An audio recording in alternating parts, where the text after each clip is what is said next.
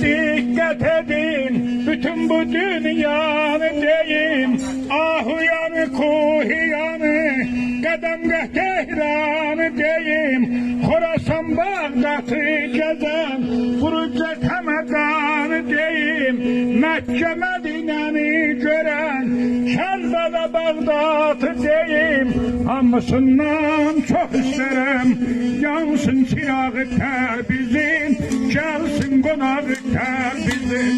yansın çırağı Təbrizin, gelsin konağı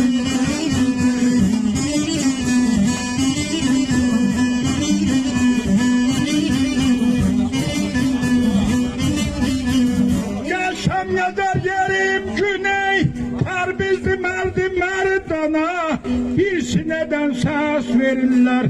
Köroğlu Təşəddər xana, Şeyh Məhəmməd iş binası, eylem olundu cahana, Babakın bazı qalası, Kələybəydə var nişana, 360 para kəsdi, mərəm dünyamı